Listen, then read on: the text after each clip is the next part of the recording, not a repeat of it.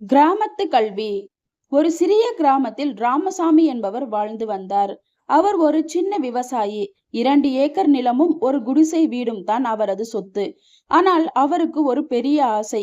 கிராமத்தில் உள்ள சிறுவர்களுக்கு எல்லாம் சொல்லிக் கொடுக்க வேண்டும், படிக்க வைக்க வேண்டும் என்பதுதான் அந்த ஆசை. கிராமத்தில் பள்ளிக்கூடம் இல்லை. அருகில் உள்ள ஊர் பள்ளிக்கு நடந்து போவதும் வருவதும் கஷ்டம். அதனால் பல சிறுவர்கள் பள்ளிக்கூடம் வராமலேயே வயலுக்கு போய்விடுவார்கள். ராமசாமிக்கு இது மனசை வாட்டியது. ஒரு நாள் அவர் தீர்மானம் செய்தார். தனது சொந்த வீட்டில் தாழ்வாரத்திலேயே ஒரு சிறிய பள்ளியாக ஆரம்பிக்கலாம் என்று. முதல் நாள் அவர் கிராமத்தை சுற்றி ஒரு சத்தம் போட்டார். வா போவோம், என் வீட்டு தாழ்வாரத்தில் படிப்போம், எழுதுவோம், சிரிப்போம், விளையாடுவோம் என்று. முதலில் 5 சிறுவர்கள் மட்டுமே வந்தார்கள். ஒரு சிறிய சின்ன கரும்பலகை, சுண்ணாம்பு, சில பழைய நோட்டு புத்தகங்கள், இவற்றோடு தான் வகுப்பு ஆரம்பமாயிற்று. ராமசாமி வயலில் வேலை செய்துவிட்டு மாலை நேரத்தில் களைப்போடு திரும்பினாலும் அந்த சிறுவர்களின் முகத்தில் ஏற்படும் மலர்ச்சியை பார்த்தால் அவருக்கு களைப்பு பறந்தோடிவிடும். அவர் பாடம் சொல்லிக் கொடுப்பதில் ஒரு தனி ரகம். கணக்கை சொல்லும் பொழுது வயலில் விதைக்கும் விதைகளின் எண்ணிக்கையோடும் மரத்தில் காய்ந்து தொங்கும் பழங்களின் எண்ணிக்கையோடும் இணைத்து சொல்வார்.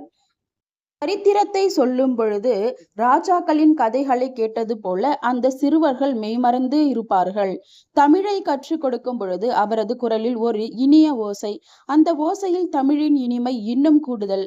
சில மாதங்கள் கழித்து அந்த 5 சிறுவர்கள் 15 ஆகினார்கள்.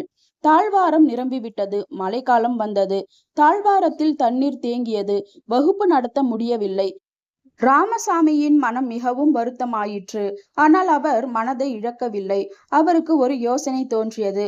தனது வயலில் ஒரு மூலையில் ஒரு சின்ன பள்ளிக்கூடம் கட்டலாமே என்று. இப்பொழுது அந்த பள்ளி மிகவும் அழகாக இருந்தது. சுற்றிலும் பச்சை பசேல் வயல்வெளிகள், நடுவில் ஒரு சின்ன பள்ளிக்கூடம், அங்கே படிக்கும் சிறுவர்களின் ஓசை, இவை யாவும் பச்சை வயல்களில் எதிரொலித்தது.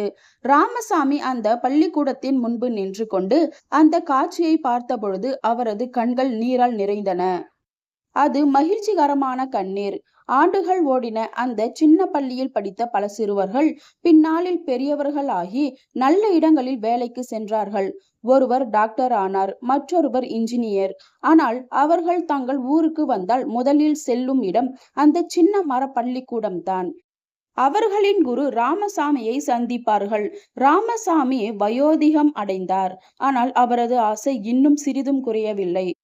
ஒரு நாள் அவர் தனது மாணவர்களிடம் சொன்னார், குழந்தைகளா, நான் இப்பொழுது மிகவும் முதிர்ந்த வயதில் இருக்கின்றேன். ஆனால் இந்த பள்ளி மட்டும் நின்றுவிடக்கூடாது. இது எப்பொழுதும் இயங்கிக் கொண்டே இருக்க வேண்டும். இங்கே இருந்து படித்து நீங்கள் போய் வாழ்வதை பார்த்தால் அதுவே எனக்கு பெரிய பரிசு என்று கூறினார். இன்றும் அந்த கிராமத்தில் ராமசாமியின் தமிழ் பள்ளி என்ற சின்ன மர கட்டிடம் நிற்கின்றது. அங்கே புதிய தலைமுறை சிறுவர்கள் படிக்கின்றார்கள். ராமசாமி இப்பொழுது இல்லை. ஆனால் அவர் பதித்து சென்ற கல்வி பாதை, அவரது சிந்தனையின் சுடர், அது இன்னும் அணையாமல் அந்த சின்ன பள்ளியில் ஒவ்வொரு மாணவனின் மனதிலும் பிரகாசித்து கொண்டே இருக்கின்றது. ஒரு சின்ன விதை பெரிய மரமாக வளர்ந்த கதை இது. இதே போல சூப்பரான ஸ்டோரிஸ் கேட்கணுமா? அப்ப என்னோட சேனலை சப்ஸ்கிரைப் பண்ணிக்கோங்க. அடுத்த ஸ்டோரியில சந்திக்கலாம். பாய்.